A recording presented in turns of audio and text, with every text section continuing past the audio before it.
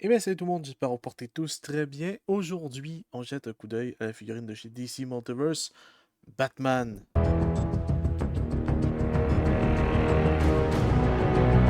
Et c'est d'ailleurs une figurine qui fait partie de la wave de Plastic Man. Donc il faut savoir que cette figurine-là, déjà de un, ça vient avec les parties qui sont un peu importantes. Donc ça vient avec les deux têtes de Plastic Man. Donc vous êtes un peu obligé d'avoir cette figurine-là pour être capable de construire Plastic Man tout simplement. Et je peux comprendre pourquoi ils ont mis les têtes avec cette figurine de Batman parce que je pense que plusieurs personnes l'auraient skippé parce que sans vous mentir, ce n'est pas une super figurine. Bon, pour ce qui est de la tête, c'est plutôt pas mal. Je sais pas si vous voyez, ça va être un peu difficile parce que mon fond est noir, la figurine est noire, tout est noir. Ça va être un peu compliqué, mais il y a un peu ce genre de shading d'un côté qui est bleu, un côté qui est noir. Il y a la même chose sur la cape.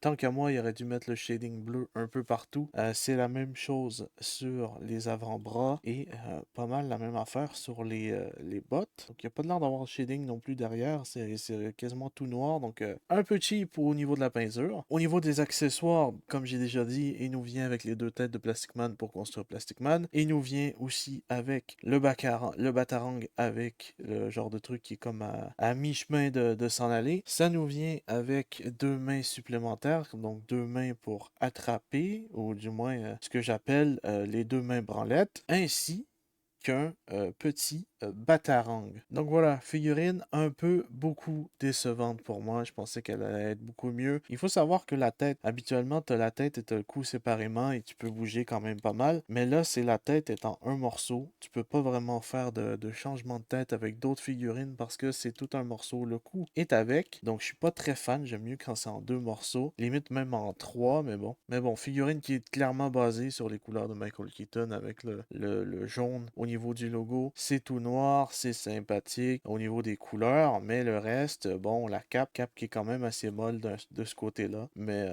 vraiment, figurine que je pense pas qu'elle va rester longtemps dans ma collection. Forte chance qu'elle aille dans un bac en plastique en quelque part et que je la retrouve quelques années plus tard. Et donc oui, en plus les avant-bras, je suis pas fan du tout des genres de pics qui ressortent comme ça.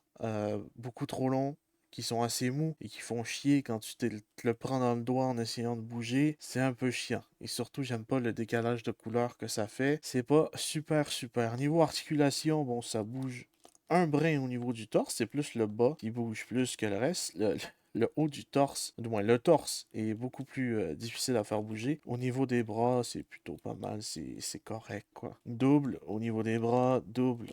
Au niveau des jambes, ça ne touche pas le postérieur, c'est un peu dommage. Sinon, voilà, on est sur un ancien moule, donc il va avoir les énormes boules dégueulasses au niveau des chevilles. Ça, c'est dommage, mais qu'est-ce que vous voulez que je vous dise, on peut rien y faire. C'est un ancien moule que j'espère va être tout simplement retraité. Ça pourrait être pas mal. Je souhaite vraiment que McFarlane Toys arrête d'utiliser ce body pour faire des figurines de Batman parce qu'il est vraiment pas super. Au lieu, prenez celui de Nightfall, prenez celui de Hush, ou sinon faites-en un nouveau si vous voulez encore plus un Batman qui est super musclé de fou, mais surtout ne pas prendre celui-là pour une prochaine figurine de Batman. Donc voilà, vous avez un peu mon avis sur la figurine. Vraiment, je pense que c'est une des premières fois que je suis pas vraiment positif sur la figurine parce que c'est vraiment dommage. C'est assez chiant comme figurine. Elle est pas super.